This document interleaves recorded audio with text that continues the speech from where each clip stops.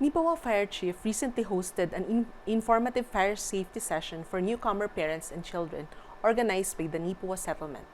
The session aimed at equipping families with the knowledge needed to stay safe in their homes, focused on essential fire safety measures and what to do in the event of a fire. Chief Guilles covered a range of important topics, including how to properly secure a home against fire hazards, the necessity of smoke alarms, and the importance of creating a fire escape plan. He emphasized that families should have clear practice plans to evacuate their homes in case of an emergency.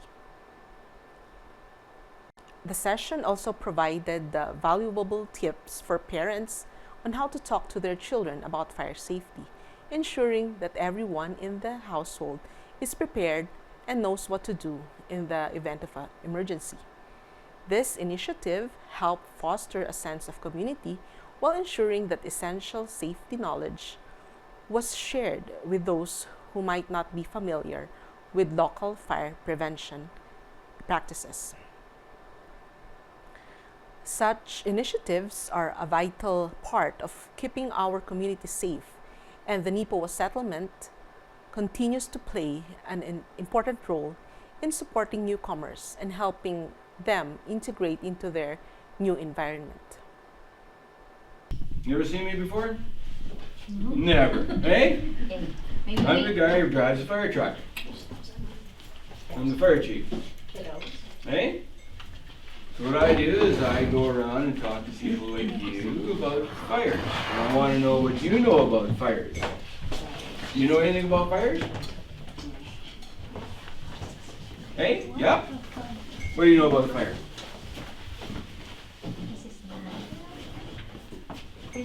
Is it hot? Fires are hot. Well, that's one thing. That is true. Yeah. What else about fires? You ever been in a fire? Nobody in your house has ever been in a fire. Well, that's good. That's a good thing. We don't want that. So what would you do if your house is on fire? Do you have a plan? Do you talk about it with your mom and dad or anybody? No plans, no nothing. Do you have smoke alarms in your house? Do you? Do they all work? How do you know? Do you push them?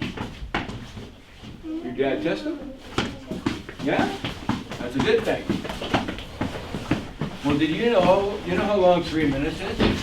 That's not very long, eh?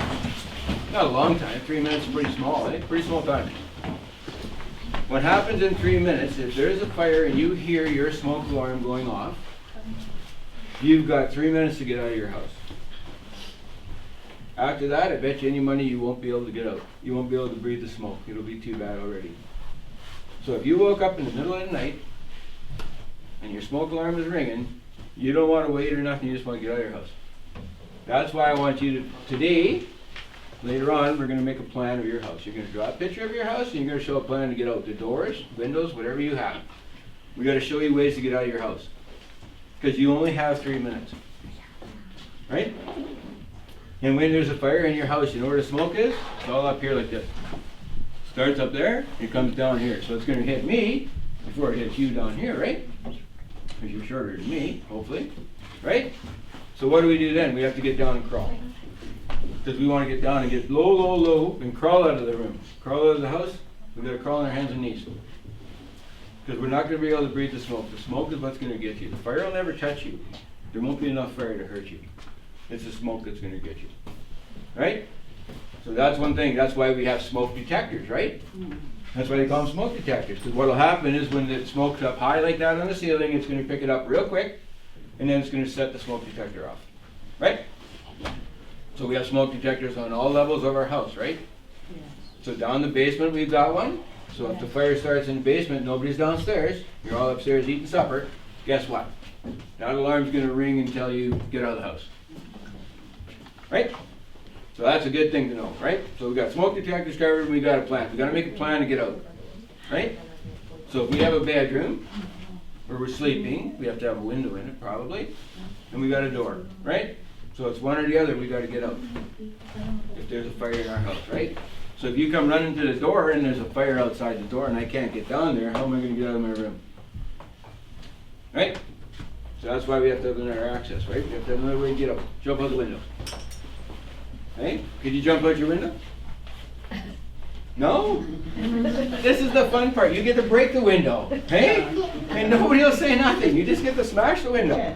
Whatever you got, chair, book, anything at all. Just smash the window and crawl out the window. Excuse me, sir. We train our kids that if there's a fire, they can jump to our window, but they need to first throw the pillow or even the Yeah, blanket. it's good to have a softer landing. Yeah. You've probably got snow out there now. Because Yeah. our second floor is, Perhaps there is a second floor. yes, sir. You see, what we'd want to do in a case with a fire, okay, so that's why it's the little kids have to go home and tell their parents smart enough and start listening to what they're telling them. That's why we start with little kids, right? Yes. Because when you get home and the parents say, well, I know all about it. Well, you don't know anything about it. Because when it does happen, the panic hits and it strikes and then you have no time. Yes, So what you should do is have a plan to get out. So if you, I've given you a 3-minute window to get out. Now you're not going to go back in. And you can't grab that one child that's in that bedroom. That's fine. Don't worry about it. If you're out on the street and you stand here and say, one of my kids isn't out, the first thing you're going to do is run to the first fire truck that comes up and say, there's somebody in that house yet. That's all you need to say, right? We're going to send guys in to find them and get them out. And 9 times out of 10, nobody's going to be standing in the middle of a fire watching it burn and can't breathe the smoke. They're going to be hiding in a corner or hiding in the furthest corner they can get away from it, right? So that's why there's so many things to learn about a fire. Like if there's a fire out here in the hallway, we'd want to close this door. Right? Now guess what? There's no more air, right? We're cutting off the air to the fire. You can't breathe. Fire has to breathe, right? So it needs fuel and it needs air, right? So if we stop the air, that's going to give us more time, right? We're looking for time, right? So in your bedroom, if you couldn't get out the door like that, it was right outside the door, you close the door. Then you stay in your bedroom, right? That's going to help you a lot.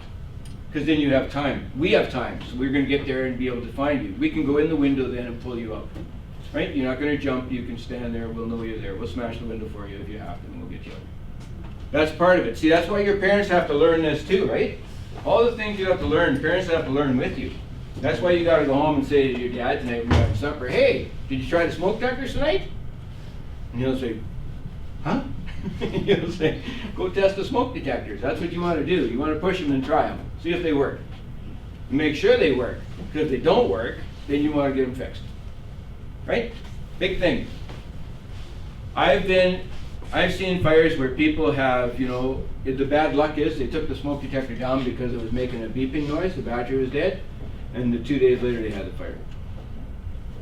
We don't know when a fire is going to happen, right? That's why you want to make sure that happens. There's other ways of doing it in a house too. You may have a newer house you live in or something, you'll have a CO detector in that house if you have gas heat in that house. I asked for CO detectors, they look just like a smoke detector. And what that does is if you have, say, your furnace is plugged. So you're outside your chimney, it gets plugged. And it puts CO into your house. You can't see it. You don't know it's there. But you're breathing it in. It makes you sick. It'll take a little bit of time to make you sick, but it'll make you real sick. But it's over time. It doesn't happen in 5 minutes, right? Like they tell you on TV, it doesn't happen that quick.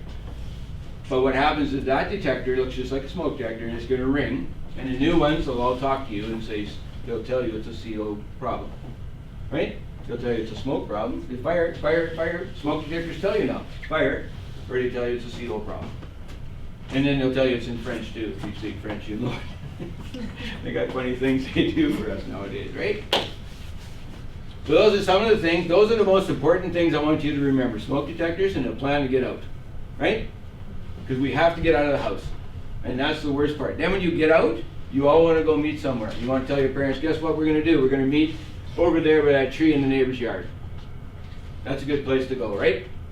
That's because then we all meet over there, and then you know what? We got 5 kids, only got 4. Something's wrong, right? Missing 1. Then we know right away, right? Because if you don't go there, then we don't know if you're missing, and then we got to search the house and look for you. We really don't want to do that, right? That's one of the things you want to do. You don't worry about pets. You don't worry about all those things. They're all going to get out. They all know the way out. As soon as the door is open, they're gonna come out, right? So when you leave the house, another thing we'd like you to do, and try to remember, always remember this, just close the door. If you go out of a bedroom, close your door. When you go down the hall and you go out of the house, close the door. Because you're gonna slow down the fire again, right? And it makes a big, big difference. It takes, like, it can't breathe. The fire can't breathe, it's not gonna burn. As soon as you open up something and let it go, then we got a problem. A lot of people leave the door wide open, and it just gets all the air at once, and away it goes. It just burns up the whole house. Right? Another thing we want to remember. So the other thing is, if you do have a fire, and I would suggest you never do this anyways, but I mean, they tell me you can. If you have a small little fire like this paper was burning right here, that's small. Please. And you have a fire extinguisher in your house, you've seen them around, there's a red things hanging on the wall. If you know how to use one, you can take it out, pull the pin, put it at it, and pull the trigger once, still get out of the house and call 911. Always. If you have a fire in a house, you always call 911. Do you know how to call 911? Yeah, you use telephone, right? The number's 911, pretty easy to remember, right? And what'll happen is when you call that number, it's gonna ring, and then the second ring, a lady will pick it up and say, 911, what can we do for you? And you're gonna say, well, I need a fire truck. And that's all you say, and then they're gonna send an ambulance and a police car and everybody else. They're all gonna come down there, we're all gonna come together, right? Now you don't wanna hang up the phone, because you wanna keep talking to her, because she's gonna say to you, okay, what's your address? Doesn't matter if you know the address or not, they'll ping the phone, right? She'll ask you the address if you know it, makes it quicker and easier, right? And she'll say, is everybody out of the house? She'll ask you all these bunch of little questions like that, right? You're only going to answer what you know, and if you don't know, you say, I don't know, right? Then she's going to say, okay, but as you were telling her all this stuff, she's already contacted me. So I'm hearing everything you're telling her. You're going through her, but she's telling me, right? So when I'm driving up on the scene, I already know like one of your kids aren't out of the house, or one of you kids are still stuck in the house, right? So I know that ahead of time before I get there. So my guys are already geared up to go. We're going to go as fast as we can to get in there and get you out. Right? It's not like we get there and we look around and there's nobody standing there to tell us what to do, so we just kind of wait it out, right? We don't want to do that. So that's why 911 is so important. And if you hang up on them, they'll phone you right back. They'll keep phoning you and phoning you and phoning you until you answer the phone again. Because they're not done asking you questions. Right? And like it's funny because a lot of people say, well, you know, I didn't know if I should phone or not. So and so was going to phone, but she wasn't here today, and so was going to phone. It don't matter, everybody phone. 911 will just go a blinking thing, it'll just flash a whole bunch of lights, and they'll know something majorly wrong. Because they'll tell me, there's 35 people that phoned this in today. So we know it's something major, right? Whereas if there's one person, well, it could be major, it could be nothing, right? That's why 911 is so important. And then everything we do is through 911. Like what I'll do is I'll contact 911 and find out from what's going on. Once we get there, then we'll contact 911 to shut the gas off. We'll contact 911 to shut the hydro off. All those things will come into play. We'll turn off everything as we go, right? Because we can't go into a house when there's gas on it or the hydro's still hooked up or any of that kind of thing, right? So that's why we all work as a team, but then we'll all work to get you out too, right? That's what we do. Pretty straightforward stuff, right? Yeah. Pretty easy, hey? All you gotta do is get out. We gotta make sure of that, because you know what? There's so many people get confused when there's a fire. You think of silly things like, you know what? How many people have told me I need my picture above the TV? You don't need that picture above the TV. You know what I mean? You can't do that. Or they want to go back in and get one of the kids' pets. You don't go get a pet. You don't do anything. You just want to get outside. You know, and a lot of people, like older people, want to grab their boots and their coats because they may not make it back. We don't care about your coats and your boots. You're not going anywhere. We'll make sure you're not cold. We'll find a place for you to go right away. Because when you get out of a fire, say in town here, if I went to your house and your neighbor wasn't nice enough to let you in, you can come and sit in the rescue truck. It's nice and warm in there all the time. And it'll be there all the time. You can sit in there until we get organized, right? So you don't have to worry about having a jacket and a toque and boots and all that stuff. Just get out of the house. That's what we want you to do. People are pretty good when there's a fire. They come and grab you, take you 2 doors down where it's safe, keep you there so that everybody gets to talk to you. right? What else do you know about fires? Anything? Nothing? Do you have a mess in your house all cluttered up with junk and everything else? Do you like candles in your house? Yes. You do? You like candles? Really?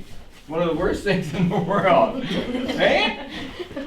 What do you like candles for? They smell nice, don't they? Yeah. Hey? You like them? Yeah? Where do you put them? On the table? Yeah. Yeah? Yeah, I know. I love Birthday candles candles. too. You make sure they're always out though, right? You blow them up before you go to bed? All the time. You're sure they're out? Atta girl. You know what I don't like? I don't like people who have little heaters in their house. And they plug them in, because it's cool in this room right here. You know, I'm sitting in this room, it's cold sitting at this desk. I plug my little heater in there and put it right beside me here. And I turn it on. I don't like that. I'll tell you why. If you're gonna sit right here and watch that heater, the whole time you're working right here, if that heater's running, that's fine. And then when you get up to leave for the day, you should reach over and unplug that heater and throw it on the floor. And in your house, it's the very same thing. Those heaters, if you read the instructions on a heater, it'll tell you that you are only supposed to be in the room and run it when you're there. Because they are nothing but a fire trap. And they sell them and they say they're CSA approved, and I mean, I can't stop that. But I can tell you right now, a cord going to a baseboard heater, you've seen baseboard heaters or wall insert heaters on the wall. That wire, the smallest wire it'll be is a 14 gauge, it'll go up 12 gauge and 10 gauge, depending on the size of the heater you have. The gauge of cord you have going to this heater, which is the same size as the heater you got mounted in the wall, is a 16 gauge. So if that thing runs, say, like, let's just guess, like 5 hours, that's quite a while, isn't it? But if I'm working 8 hours, it could run 5 hours, right? That cord would be like spaghetti. It runs all the time. Because it's not made for that, right? It's made to come on and go off, on and go off. But if you're chilly, we're going to turn it up, right? So now you think about that in your house. You put that in your house and you lay it on this piece of carpet you got, and the cord's getting hotter and hotter and hotter and turning into spaghetti, and guess what? Before you know it, guess what it's going to do? It's going to burn, right? It's going to burn the carpet, then it's going to burn the floor, and then we got a fire in our hands, right? So that's why I hate those heaters. They're very, very dangerous. If you have one you can use it, I can't tell you not to use it, but I'd be very careful how I use it. And I'd watch I wouldn't run it very long. Right? Take the chill out, turn it off. Wait and see what happens, turn it back on again, take the chill out, turn it off. Right? Because a lot of people, like, they're scary. They really are. Like, cords burn off, and I mean, I can tell you that half the fires we go to in the winter are all because the heater's plugged into the wall. It's overloaded, and if it is overloaded, the nice thing is it would trip a breaker, if you got a decent breaker. But the other thing is that those kind of things, you can't judge that. Like, it could happen, and lots of people, it's burnt right in the plug, it's burnt all over, and I've seen that happen lots of places. So that's another thing I don't like about fires. I don't like heaters. I don't like candles. What else don't I like? There's lots of things I don't like. Lighters. Hey? Lighters. I don't like lighters. No, another thing. I don't like people smoking. They have a bad way of doing things. I don't mind if you're careful with it. But you know what? We just had a fire the other day where a guy threw a cigarette. And it missed where he was throwing it and landed beside it in something and took off and started a fire. It does happen. Can't do anything about it. But like I said, those kind of things are all... But I mean, you guys don't play with matches, right? No. You don't use lighters, so you don't light candles? Do you? Your mom does, yeah. Well, your mom needs to be told. We have to straighten your mom out, right?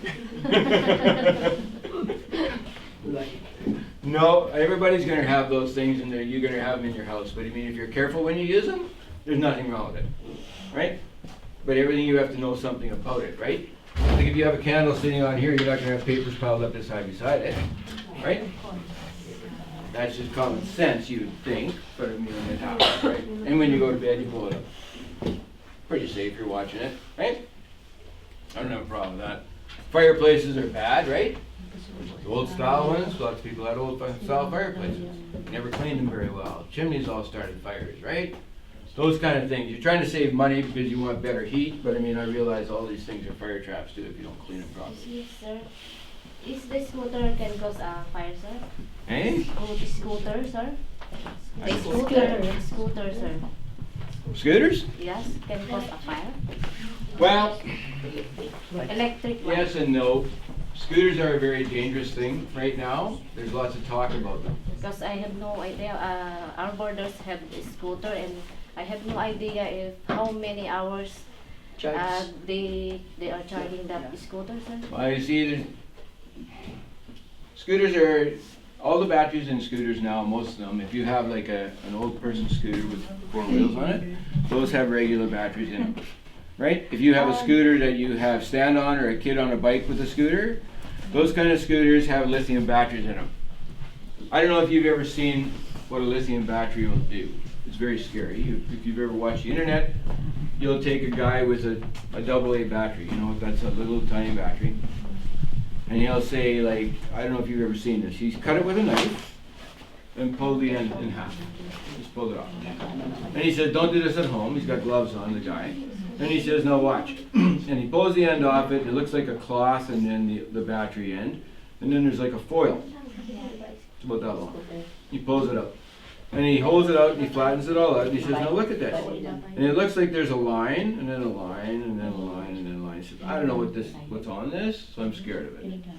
Which is kind of neat. But you got to realize this is just a tiny little battery. So he's got a jar of water sitting there. It's a tub of water this big. And he takes this thing and he folds it over and folds it over and folds it over, and he's got it so it's a square about 2 inches by 2 inches. He says, now watch. He said, what it should do is when I drop it in the water, it should smoke. Drops it in the water and all of this thing just starts smoking like crazy. And he says, and then all of a sudden, poof, away it goes in fire. And he says, oh, well, yeah, that's what it could do too. And then he backed up and it just exploded and blew the glass right apart and the water went all over the place. And he says, no, that's what a lithium battery is like when it gets wet. So now you think of a lithium battery, every battery you buy today is a lithium battery. Your phone's got a lithium battery. Everything's got a lithium battery in it. It's longer lasting, right? Better battery. So now what the states have done, I know in Shiloh right now, they've bought 5 new electric trucks. They will not put them in a building on the base. It's government. They won't put them in a building. They park them way over there by the fence. The charging stations are way over there beside nothing else because they're all going to catch fire eventually. And they won't allow you to put an electric bicycle in a building in the Shiloh. Anywhere, it's got to be outside. You just store it outside, you can cover it with a tarp, it's got to be outside, you can't put it in a shed. So that's a policy in the town of Shiloh, you said? In the town of Shiloh, that's the policy, and that's government based. So that's what the government says. So now what are we going to do? As a thing, like I said, I've seen, you can watch any video on a lithium battery on a bicycle, a scooter, explode. Half the reason for that is, I can tell you right now, when you go buy any of those kind of things, they're very expensive. Like a scooter is $3,000–4,000. The battery charger for that system is probably $800. Oh, the battery, I had a electric scooter back in the Philippines, and the battery price is as much as the new one. Just Right. one battery. Right, Yeah. right. I wouldn't doubt it. Because the battery chargers, it comes with a unit, it'll sense all the stuff that you're doing. So it'll sense the charging, it'll sense the timeline, it'll sense all that stuff. Now, the great thing about that is you can look on Amazon, and you know what? This charger looks just like the one I got, and it's only $150. So I'm buying that one, right? That one can't sense no time, that one doesn't sense anything, and all it does is just burns the battery down and blows up. And I mean, some of the explosions off lithium batteries are very, very significant. Like they'll start the whole room on fire. They're dangerous. But they tell you with lithium batteries, any moisture on that battery will cause it to explode. So if you think about a car, that the whole bottom of the car is a battery. Now, we're driving down the highway and it's raining out. I'm sure the water's going to splash up onto the battery somewhere along the line. Hopefully. You know, but if there's ever a place where it can leak into it, Mm-hmm. it's gonna explode. Oh, maybe that's the reason why one of the Cybertruck exploded. Yeah, well, I wouldn't doubt it. They also don't tell you all the rules. One of the rules for us is if your car is an electric car and you're driving down the road and it accidentally goes off the road and gets immersed in the water. Mm-hmm. Yeah. So that's it could happen, ditches are full of water, you drive into it, and you're under the water, you can call all the help you want, and we're not touching you for 3 days. We have to stand and watch, you're gonna drown. I'm sorry, we can't get you out. They won't allow us to go in the water because of everything is contaminated around that car from that battery, so you're gonna kill other people by going in there to save you. So they say 3 days is a waiting period. So you wait for 3 days. Now, why would you sell something that is so dangerous? Mm-hmm. Right? And they've never finished investigating any of this stuff. Like I said, electric vehicles are a far cry from being safe by any means. Like when you have an accident, we have to tell the driver of the tow truck that this is an electric vehicle. So now you have to load it, take it out in the middle of a field somewhere and drop it off. And we have to follow you. We have to wait, first of all, and put 3 truckloads of water on it to put it out. We just trickle it on. We can't foam it, we can't cover it, we can't do anything, because if we cover it, all the gases when you take the tarp off have actually killed firemen. So they're just dangerous all around. So you put it out in the middle of a field over there and let it burn, or whatever, or it might start tomorrow. Then you drop it off today, it could start tomorrow, it could start the next day. We don't know what the heck it's gonna do. So they put it away off on its own, so it can't be beyond any other cars. And then we wait and hope nothing happens. Like other places have got tanks where they throw them in the water and leave them in water, so at least they're gonna explode and burn away in the water. But water doesn't put it out. It just keeps burning. It's called runaway is what it is.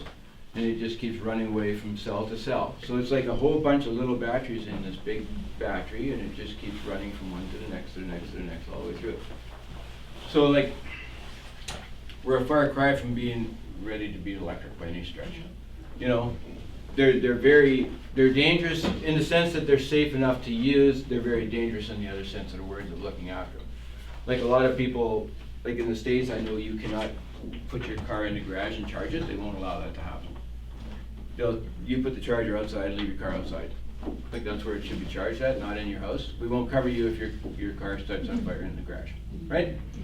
I mean, and bicycles are starting out to be the same way now. Now that you're getting all these electric bikes all over the place, and don't get me wrong, I mean, everybody thinks it's the greatest thing in the world, right? Yes. I mean, why isn't it? You know, you can still get there quicker. It's like having a motorcycle, no license, right? One of it, and I didn't know that it will explode if it gets wet, the batteries. Yes. You don't ever want a lithium battery to get wet. And that's the problem with lithium. Like, and it's not even, it's the outside shell, right? So if you puncture a hole in a battery, even not like the one you take out of your smoke detector, if it's got a hole in the side of it, if moisture hits that, that's what's going to happen to it. So that's why they tell you they want you to have battery stations where if you have batteries, don't throw them in the garbage, please, please.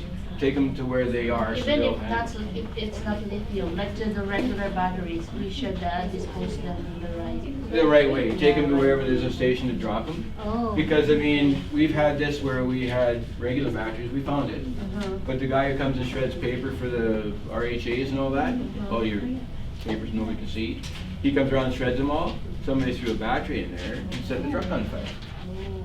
Because for some reason, whatever shorted out in it, when the chopper went through it, I guess it chopped the right way this time and set the truck on fire. Like they're dangerous things. They have to be dealt with in the proper way, right?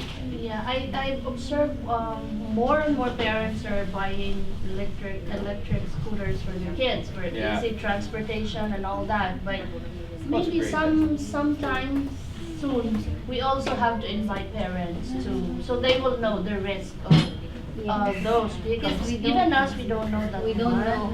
Well, yeah, exactly. And the first scooters that were in Neepawa were just a regular battery. But now these new ones, they're all lithium batteries. And I mean, I understand all that part. This is the world we're going into. But I mean, understand that the seriousness of it comes with it. If something goes wrong, you know, like overcharging any battery. I've gone to all kinds of fires now where people have bought electric weed whackers or lawnmowers or whatever it is, And they take the battery and they put it in the shed and they put it on the charger when I'm done, because I'm gonna be ready for the next time I mow my grass, right? And the shed burns down. Because the battery overcharges and it's sitting in a plastic container, Yeah. and guess what? Start on fire. Of course, I don't go to my shed every, well, I do, but I mean, some people don't go out to their shed every day to check it, so I mean, guess what? Now you got a fire in your hands, right? Like I said, the bad thing about everything, and as much as I hate to say it out loud because this isn't the time to say it, but I mean, insurance companies are the greatest ones to not want to cover you. Yeah. You know what I mean? Like, they're gonna cover you, but only to a certain degree. You gotta make all the ducks all gotta be in a row, right? Or we're not doing it. So, I mean, my idea is why look for trouble when you know, so I mean, you gotta read all the small print that says, you know, this thing shouldn't be here, this thing shouldn't be that, shouldn't be this, to be on the safe side, and then, look, I did nothing wrong, right? But that's the bad thing, because, I mean, we get that all the time now with people with insurances saying, like, well, what about this, what about that? I'm not an insurance salesman, I don't know. You go ask an insurance guy. All I know is the ones I've dealt with, and they haven't been really great at coming forward and handing you money, you know, if you've done something wrong. And there's rules for everything, right? This awareness thing, the information session would really help a lot, because even us, we don't know, but we can also spread the information to the parents, so Well, yeah, it's very useful. The thing is, like I said, in the world of today, like I said, you don't realize it. You're innocent. You go to Yeah. buy a scooter and you pay top dollar for it. And don't get me Yeah. wrong. I mean, Yeah. they're expensive. Yeah. So you Yeah. buy it and you take it home, and guess what? Your son can stand up on it, and good for him. Let him ride it. But I mean, all you need to do is drive it to a puddle and something happen to it. Yeah. You know, like it could happen so easy, and it's just good to know the stuff before you do it, right? That's what I'm saying. I don't think that everybody's going to have an accident with it. You might never have an accident with Yeah. it. But I've watched some of those things. They go pretty fast, and I mean they're jumping over this and that and the next thing. Well, when I can tell you that a guy driving down the road, and the guy, the semi ahead of him dropped a rock off his truck, and he hit the rock, and it started his car on fire because it was an electric car, and it punched a hole in the battery case. Well, it didn't take anything to start the car on fire. All he did was hit the rock. So, like, is that the same thing when the scooter's jumping over the little ramp they made and they hit something on the other side? Like, I mean, you wouldn't want that to happen, right? Yeah. But I mean, like, we're all kids, right, too? We can't stop that either. But I mean, some of these things are dangerous. Sir, she has a question. How about our microwave, sir? Just like now, it's very cold. Hey! It's very cold, and our microwave It's got frozen got water. frozen. This is the exhaust fan, and this is our microwave. And even inside, it's got frozen, so. It's frozen? Yes, sir. Frozen inside the microwave. Maybe explode. Maybe. How did it do that? Yeah, I don't know, sir. maybe in the outlet, sir. This is the exhaust fan, sir. Well, this looks like a vent here, right? Yeah, vent. Yeah. This is the And vent. That's the bottom of it. bottom of our microwave, and even the inside, sir. It's the same way. Mm. And sometimes when I on the microwave, sometimes the sound is different. It's like, I'm afraid that I'm thinking it's may all ready to explode, throw sir. out. I'm thinking it might explode. I think it's already So started. maybe we transfer the microwave, sir, in the vent. Separate the vent from the microwave, sir. Well, you can take the vent off. If you take the microwave down, the vent's behind it. It's built into the wall, right? If it's that style. I can tell my husband to. Because sometimes I'm afraid the I sound wouldn't is use different, something sir. that looks like that. Ever. Even the inside, sir. I wouldn't use it at all. Frozen? I would be thinking that has to There's go somewhere before it lack goes. of ice, sir. Really? I don't understand that. Nagpo-form po siya. Really? It froze inside the microwave. Why? I've never seen that before. I don't know what that is. Maybe it's too Where do you live? cold. The outlet. 38 Clara Crescent, sir. In the new Near the house, sir. Across the fire. It's easy to call you. So it's brand new. Yeah. And it's almost, we lived there almost 1 year, sir. A year? So, 2 years. how many 1 year and I think 3 it months. started when? Almost a year. Like it's frozen. It's frozen. We Yeah, transferred started. that in our house. It started when? Last November is also winter, sir. Really? Yeah, almost more So than the- 1 year that. So the then vent every time outside is it's coming winter. blowing right into your house. That's what the problem is, right? So maybe You're saying it's frozen, so it's coming in from outside, blowing right into your house. But we will separate the vent, sir. I would separate the vent from that thing in about a second and figure out what the heck, plug the hole. Somebody's done it wrong somewhere along the even way. it's frozen, you still use that microwave. And the sound, sir, And it's over sometimes a year different. already. It's been over the year already, you've been in that house. Oh, Yes, sir. that right? Every winter, sir. Is that right? It happens every winter only. I would be That's calling hard. I would be calling the person I bought that house from and finding out what they did wrong, It's not. if it were me. Yeah. Because that's not done right. There's no way that that should happen. So maybe Ever. we can tell our builder, sir. I would tell your builder and see what they say. Because to me, that's not right. You're venting that wrong. If the wind's Sometimes coming right when I on in the there. microwave, sir, the sound's different.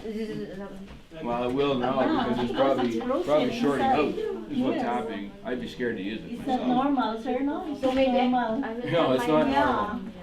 No, I wouldn't be using it if that was me, personally. But I would Yes. talk to my builder and say, what did you guys do wrong with this vent? So maybe I will forward the picture to our Then you builder, should, sir. Yeah. you should stop, I would check with using them that anyway one. and see what they say. That's not normal. I ain't never seen anything like that, ever. That's not good, but that's gonna start a fire on you. For sure. What do you think? Does she use Don't think of? Does she use Carl's or? Where do you live?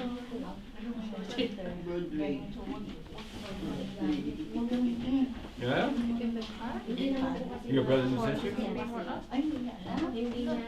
Don't know? Not sure, eh? One of those things. You got brothers and sisters? Yeah? How old are you? 10? That's pretty good age, right? What are you gonna do when you go home tonight? You can tell your dad to check smoke detectors? Are you? That's good, you do that. Tell him I told him. That'd be a good thing to do, eh? See if they work or not. Then you come here tomorrow and tell them if they work or not. Hey? Better safe than sorry. I think, right? So what, are none of you people in school today or what? Day off. Nice. It's the day today, so No school. That's pretty good, eh? Yes. You got any questions at all about fires? You got nothing to say? I bet you have lots to say when you go home, eh? Well, we learned two things, eh? We're gonna make a plan of our house when we go home today, right? And we're gonna play with our smoke detectors. If nothing else, that's what I want you to do. Tell your parents. I'll give you a book when you go to the fire hall, and you can take that book home, and your parents can go through it with you.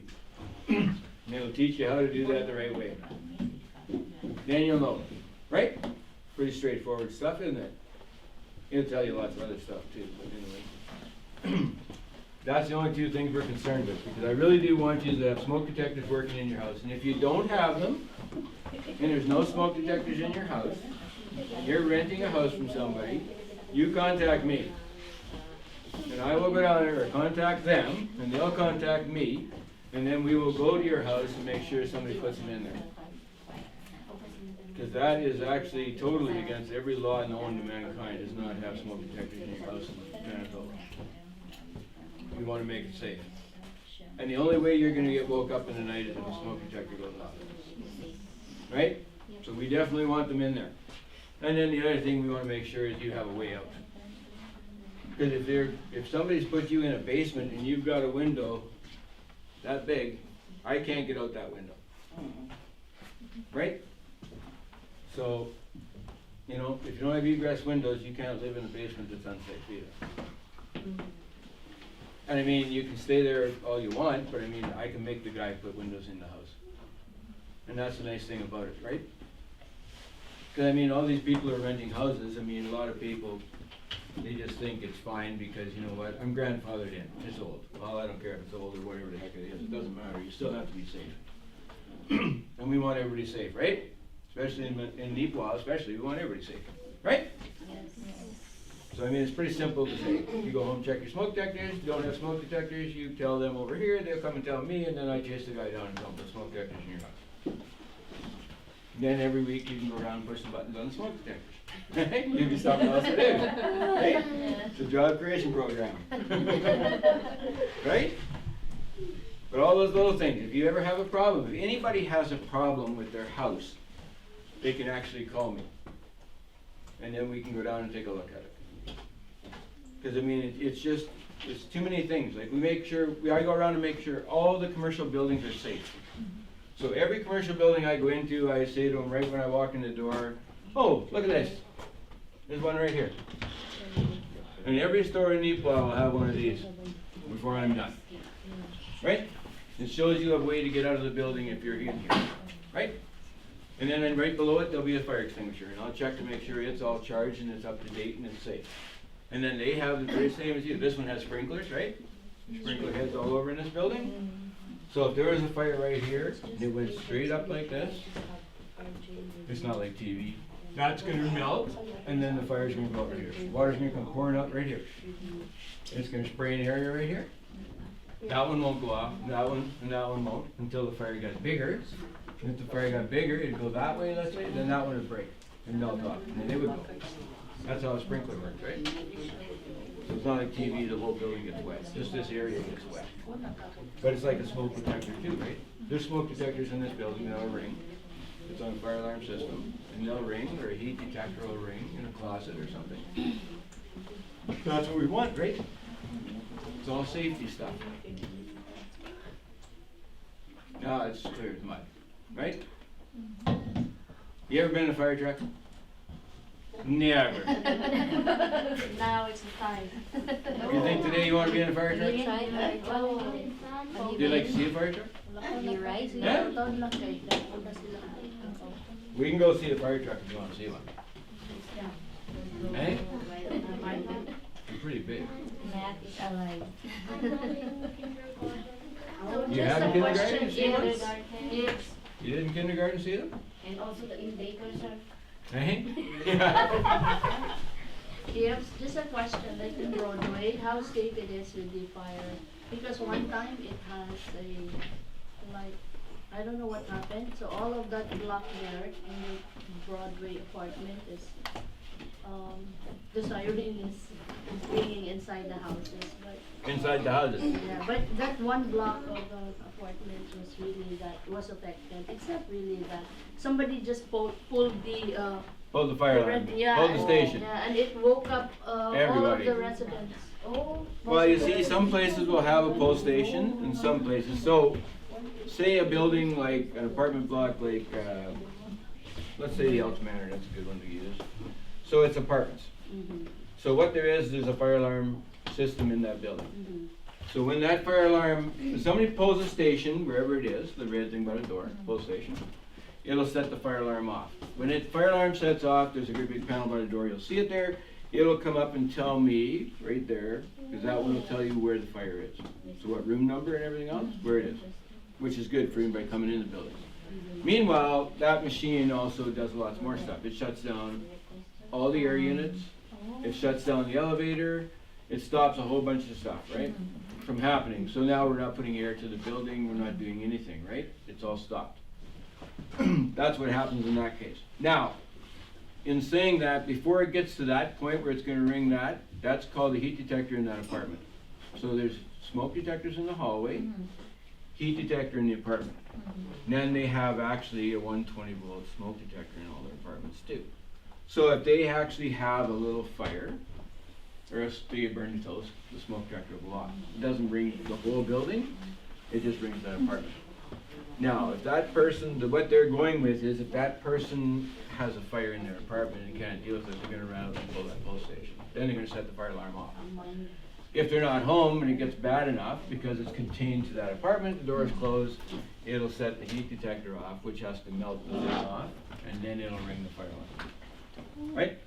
So if somebody goes and pulls a pull station, you're going to wake the whole block of houses. Because if it starts over here, it's going to go over there, right? One day way or another, depending on the wind direction, it's going to burn the whole place down. That's why they do that, right? In the old days, we used to jump from apartment to apartment to apartment, so we'd have 3 or 4 apartments on one smoke detector ring. But then, of course, when you woke up and burned your toast, the guy 4 doors down wasn't very happy when you woke him up, right? So they stopped that from happening. Yes, ma'am. But yeah, that's why it rings. I was also in Broadway and I woke up too because of the fire alarms. Pretty loud? Yeah. It is. So you live in the same side it was ringing? Me and Tita Gladys are on the same Same side? Oh yeah. Yeah, they get pretty loud. They ring a long time. The worst part is, I mean, when something like that happens, I don't know, I guess they phone the landlord, would they? To reset the thing? Because we never got the call, so somehow, is it actually call out? It wouldn't call out either then, you'd have to phone 911. Yeah. See, and that's the other thing, a lot of these places have that, you'll notice that above I think every, somebody came in, but not the fire truck, because No. it's just a mistake when somebody, a kid played with that Right. one, he pulled that one and woke up the whole neighborhood. the whole neighborhood. Yeah. The bad thing Sometimes about it's that good is, for- as long as the person catches it and knows that's what it is, it's fine. But then a lot of them, if it was a fire and everybody's thinking that it's not a fire, that's the bad thing about that. I mean, you I can would always just cancel like the to call. tell parents that don't let your kids play with that thing there, because it's not a It's toy. not a toy. You have to educate we have to educate Yeah. the parents that, yeah, it's not a toy, so. Well, I don't everyone's think a lot sleep of was parents know disturbed. what they are. You know, even if it says fire on it, because it's Yeah. down here. Like, it's gotta be at this height here, right? Yeah. So it's at kid height to play with, and all it is a pull station, anybody can pull it. But yeah, we've had that lots, like Boston Pizza, kids have played with them and pulled them, and I mean, all over the place, they pull them all the time. But it's great to try it out, see if it works or not, but I mean, we even get people in the care home doing it all the time. I mean, it's one of those things. But it's one of those things that it's got its place too, right? But I mean, that's another education thing that you have to go through with people and tell them that what a fire alarm is. Like, nobody understands what a fire alarm is to me, right? Like, they think that it's magic like TV, and that's the worst part, is TV, it's never like TV. It's all different. You know, and like I said, if you have heat detectors and smoke detectors, and then there's different detectors in duct heaters and all kinds of things, right? But yeah, it's something you want to educate people about, because pulling pull stations is not a good thing. And there's lots of buildings that have Questions, it. kids? You good? Question? So now you know everything? You can tell Look mom at the and heads dad. going up and down. Everybody's smart. I like it. Yeah. Hey, good deal, good deal.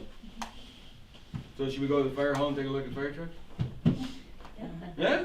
Yeah. Really? We can do that. Okay. So Naomi and Nadia will come first with me, and then Christine and Christine and kids. kids, and then you three are going going with with Tita Alicia. Alicia. Okay? So can you say thank you to Yves? Thank you. Yeah, thank you. As long as you remember what to do when you go home, I'll be happy. We will have a quiz later. So we need to go out there and set up a camera for us. We've got these lights, these over here.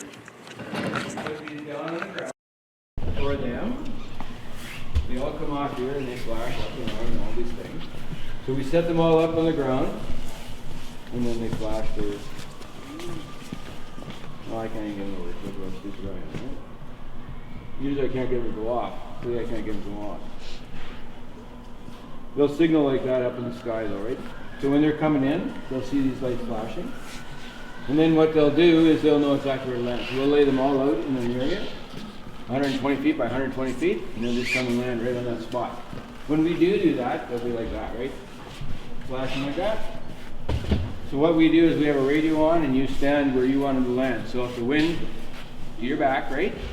You stand like this and you stand in your radio and say, oh gosh, he doesn't hit me. Right at the head of the circle. And then when he gets coming down, he's going to talk to you on your radio. And he's going to say, is everything fine to land right where you are? And say yes. So then you get down on your knees and he comes right down and lands right there. Now if I get scared and back up, he comes with me. He keeps coming after me, right? He keeps following me because he knows he can see me, so he keeps coming at me. So I want to stay still. So I go down on my knees and stay right here, and then he'll land right there. That's how stars do it, right? And then they get out and do what their thing is, right? They pick you up. I was telling you about these fancy tools we have to cut new cards. Look at this, guys. Aren't these beautiful? These are quite the toys. We cut right through the entire car right here. We just took a car like this and cut right through it, right from one side to the other. Yeah, they're amazing. They're all battery operated. They got nice little ones like this, right? It's pretty cool. This will cut over 10,000 psi. So it'll cut your brake pedal right off your car. You couldn't cut your brake pedal if I gave you a saw until you go at it with a metal blade, and you couldn't ever cut your brake pedal off no matter how hard you try. I can snap it right off of that tool. Yeah, it's amazing what they'll do.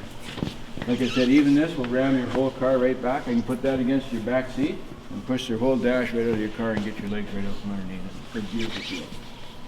But, like I said, there's much to do daddy's stuff. But anyway, it's got all the stuff for rescue. It's got a backboard in it. It's got water suits, so if we have to jump in the ice, we got suits for that. We got water suits going. We don't go in the water without suits on anyways. We got suits to put on. We got life jackets in here. We got thermal imaging cameras. We got a basket if we have to lift you up a bank. We got ropes to rappel ourselves down with. Everything is on this rescue truck, which will go to every single scene, no matter what happens. Right? We take it to it because just in case, and that's why I said, like if you're out of your house and you're on fire, your house is on fire, and you have nowhere to go and you're dressed in a t-shirt, which is often nice, you can get in here where it's nice and warm, right? We'll let you sit in our truck and stay warm. Right? This is another truck we have, this is another one truck. So this truck is actually goes, we take this truck to every single fire and goes to the fire. I'm a firm believer that what I learned, and everybody else learned the hard way, but I mean, we learned that we're not going to hit a hydrant, we're going to the fire with this truck. Because if I can get in your house real quick, I can probably put the fire out. The thing about this truck is this thing's got, we call this an instant dump on the back. There's 1,200 gallons in this truck. If I open this up in less than a minute, there's 1,200 gallons of water right here in the corner. There's a tank up here. They call these portable tanks. This thing right here. We pull it out of there, we set it up, it's like a big swimming pool on the floor. So what we do is we dump all the water into it. And then this truck takes off and goes and gets more water. So the nice thing is we can suck water out of this tank. Right? And then say we call the hydrate colony because we need lots of water. They come down and drop all their water in this tank. And then we call one of the farmers down over here and he comes over and drops all his water in the tank. By then this truck's back, he drops his water in the tank. We got all kinds of water. Because this truck right there went to Gladstone one day when the hotel burned. We hooked up to the hydrant. And I can tell you right now, with the monitor on top of that truck, I can empty that truck in a minute. 800 gallons gone in a minute. We pumped for 6.5 hours. There's a lot of water in that truck. So it does take lots of water to the fire, right? So that truck would go right away then, that's the two trucks in town, then I would call for a third truck to come. This truck would come, and then if say we'd be on the street, so then this truck would go up the back lane and be set up over there, right? And he still carries 800 gallons of water. He's got a portable tank on him. We use this truck for countries. Country fires and stuff, we've got a tank up the top, you can see it there. So this one's got 4-wheel drive. The nice thing about this truck is, for instance, say you were living in the country, or even in town, say you had your house was coming across, you know what they have, they call wildland fires. You seen those fires come across the country, like down in Los Angeles and all that place? So the fire's coming at you like crazy and you have no way. The nice thing we can do if you had a fire like that, this thing's full of foam. I can lay down a bed of foam all the way around the whole house. Just drive the truck around and dump foam everywhere with this truck. And it'll never come through the foam, it just gets there and stops. So at least we saved your house, right? So like the nice thing on a farm, I can go into a farmyard and if the fire's coming across the field, we can loop it around the barn, or we can loop it around the machine shed, or whatever we have to. We can lay foam down. And we can lay a bunch of them off, right? And then it just stops the fire from going anywhere. We're not laying there with water and trying to stop it, right? That's the nice thing about this truck. So it's got all kinds of foam pouring off it. Because every hookup on this truck has foam. So the top one has foam on it, side ones have foam on it, the two front hoses have foam on it, there's two nozzles on the front that pour water and foam out, and there's a motor on the front too. And water also. So that's a nice thing about that truck. Any questions? No, pretty straightforward, eh? This is the new fire truck. This is the newest one we have. Yep. Yeah, it has no miles on it yet, believe it or not. Already used it a few times. Got a few grass fires with it. It's, yeah. They're all, none of them have any miles on them. They're all like brand new. Like this one's 60 in. It hasn't even got 4,000 kilometers on it. Like it doesn't go anywhere. They don't ever go anywhere. We go like 3 miles, 5 miles, and come home, right? Fire trucks don't get used a whole bunch. The rescue gets used more than any other trucks.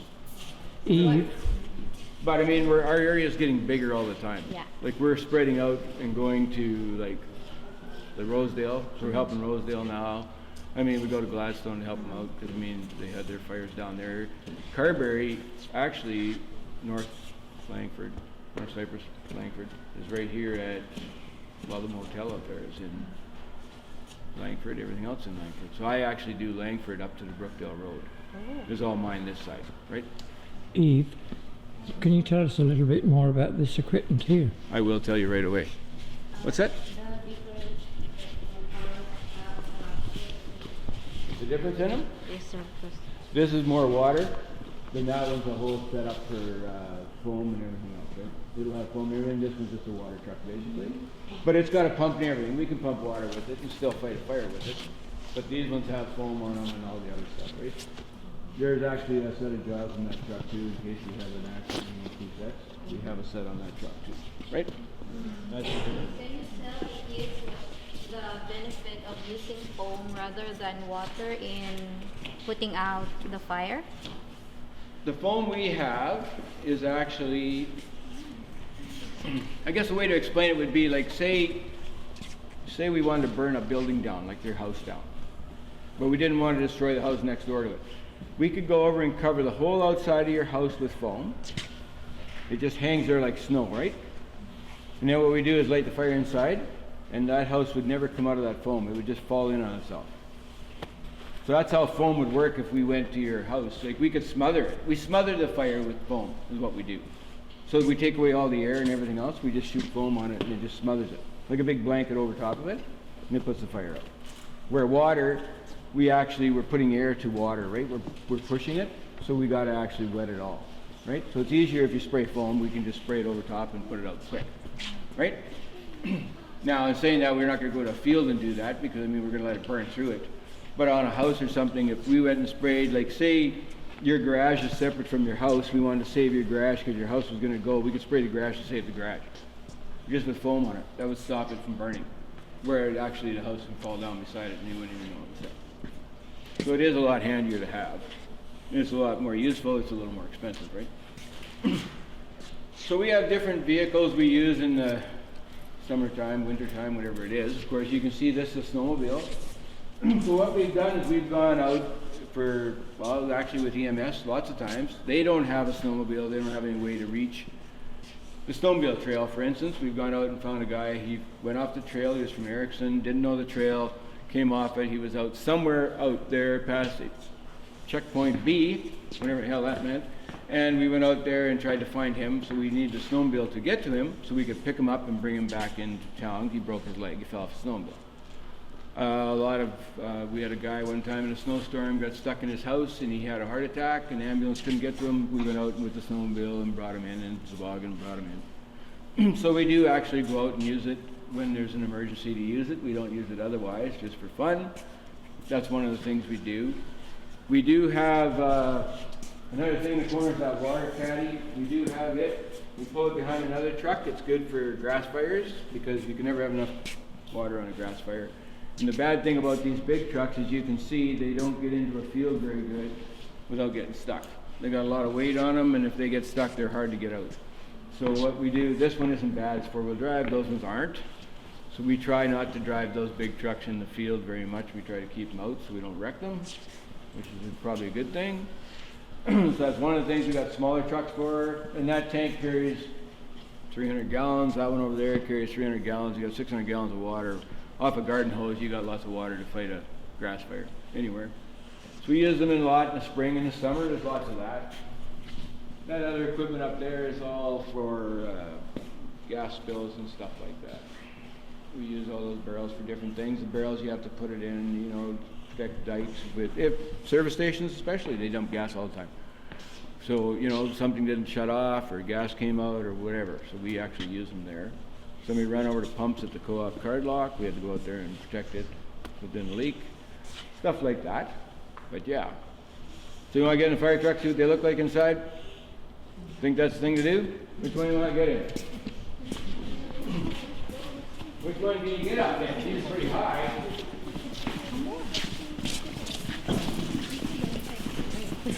But that's what we want to do. And that's what our plan is all the time, to try and get to it as fast as we can, right? That's why I want to bunch up the whole during the night, right? And then we always will call for a hydrant hookup, because every time we go to a house fire, you'll always see the second truck coming behind. It'll always be to feed water to the first truck. Always. Because we can't risk not having water supply, right? And it's a block away, or it can be half a block away, or whatever the hydrant is. I don't know where the hydrant is exactly. Probably the corners. We know it's going to be a block for sure. And then the police come and block that whole street off, and nobody can touch that hose or run over that hose. We've got it laid out on the street, right? So the whole street fires it, which is one way, a nice way of doing it. So then we don't have a problem with somebody flattening the hose, or parking on top of it, gets stuck on it, burning a hole in it. Hose is expensive too. We don't want to lose it. Bring it up. Yes. Anything else? Want to put on SCBA, or what do you want to do? Think you can wear one? Do you want to do? Think you can put on one of those breathing things on your back? You think you can try one? You don't want to try one? Breathing? Right out. Here. Does anybody want to try? Wanna try How now? about you, Nadia? No. No? Do you want to try it? Just no, you're just going to like It's like a bag, like a bag. Wear it like that. Like your backpack. yes. Just got air in it. That's all. I'll try. It's good to see, because you know what? A lot of people don't think you have anything to wear. You don't have to sit to wear one. They're pretty heavy. Like, it's amazing when you get all your gear on and put that thing on your back and everything else. It's fine if you use it for 5 minutes. You wear it for 3 or 4 hours, so it gets pretty heavy. And the thing keeps dragging down. You're standing like this after a while, right? Like you're propping yourself up. The air in our tanks is 4,500 psi. Excuse me. And they're our tanks. So that means if you turn it on and we breathe,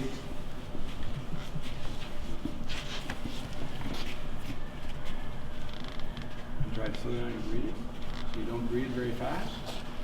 It'll probably last you 45 minutes. But you know when you're in a fire, how excited you get? It's called adrenaline, and you're running and you're breathing twice as hard because you're and that air is disappearing as fast as you're breathing, right? So say if we got an hour tank on, we might get 30 minutes. If we're working hard, probably 30 minutes. In 30 minutes, that means that alarm's going to go off on my belt, telling me I'm out of air, get out. And then I've got a period of time to get out, and that's it. After that, I got no more air. So that's how long we try to watch when we go into a place.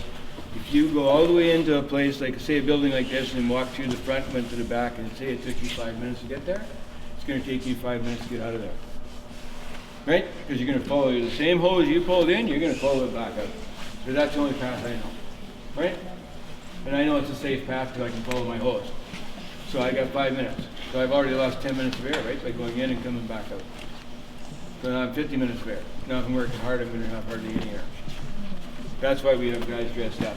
And then if 2 guys go into a fire, because I won't send more than 2 off a truck, those 2 other guys in the back of that truck are staying right with them 2 guys. They're waiting right there with another hose, and if anything goes wrong, that siren goes off, telling them get out.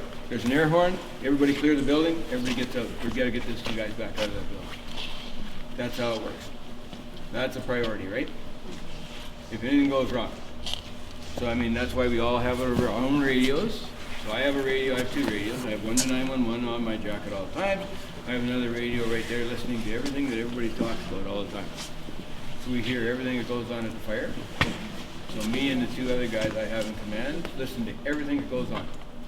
So like if you go see that guy over there with a white hat on, and you tell him, he's going to tell me, because I'm the chief, I have to know. He may walk over and tell me, but he's going to tell me. And then from there, we'll decide how we're going to treat it. Right? But anybody with a white hat is going to be commanded. So they have to listen to him, and everybody listens to the white hat. Otherwise, we'd have chaos here. You don't do anything without me telling you what to do. That's what happens in a fire. If you don't go in, you don't go in. Too bad, so sad. I decided I'm not going in anymore. That's what happens. Which, I mean, sometimes I might get... Depends. You want me to burn your house down? Then I guess I'll be nice to you today. We won't take it down, right? I have that kind of power. It's kind of funny how it goes, eh? No, it's a safety thing, right? Because if we had everybody yelling and screaming on the radio and some guys going in the back of the house and some guys going in on the other side of the house, I wouldn't even know where everybody is. I have to know where everybody is at all times. So if we have somebody going in, they say, we're going in the north side, and then we wait for them to go in. That's why we do it that way.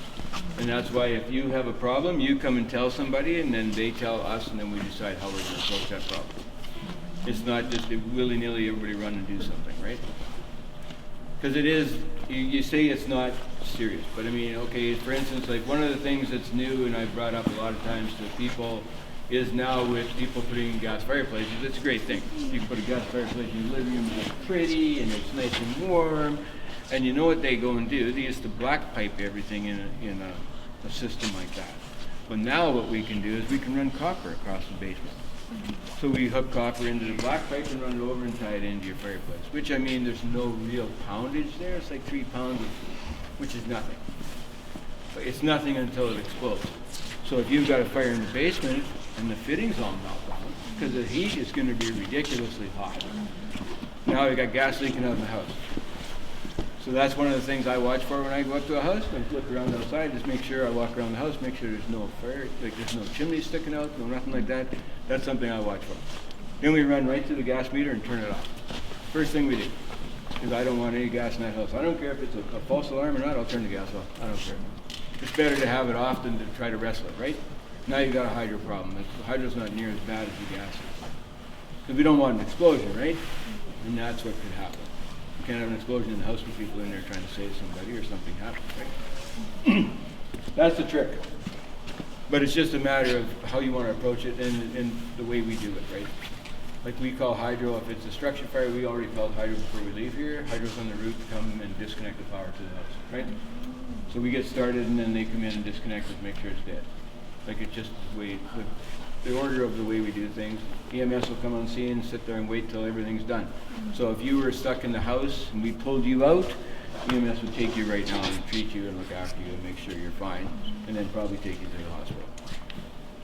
That's one thing, if you guys ever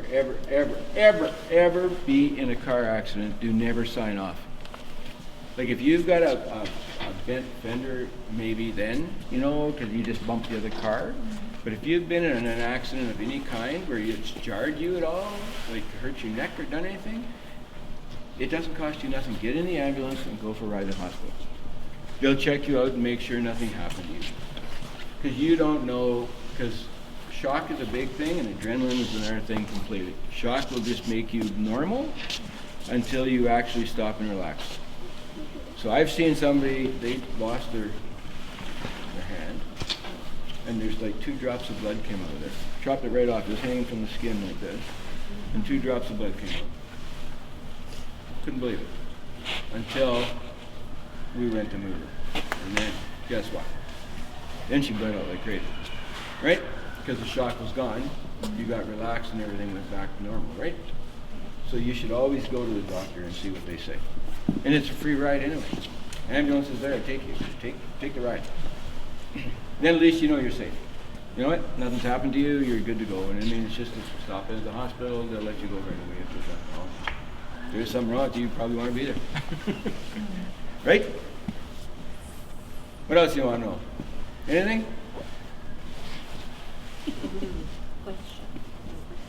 Nothing. How to be a fireman? How to be a fireman? No?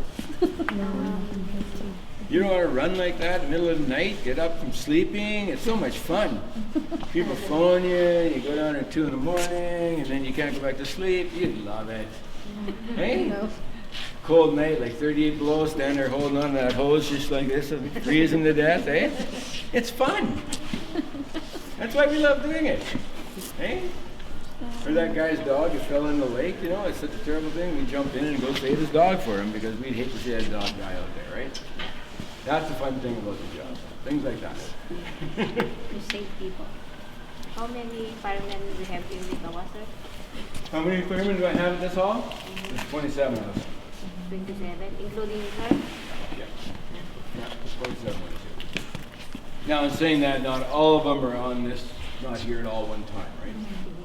Like it could be, there's probably 6 of them that work out, so they could be here at that time and not be here. But I mean, the nice thing about it is, that's why we have mutual aid to other places, because like I said, if they, say like the Hamilton Hotel, when it burned down on Main Street, we Red Apple, the hotel burned down, we had Mendoza come, we had Gladstone come, just to protect a line.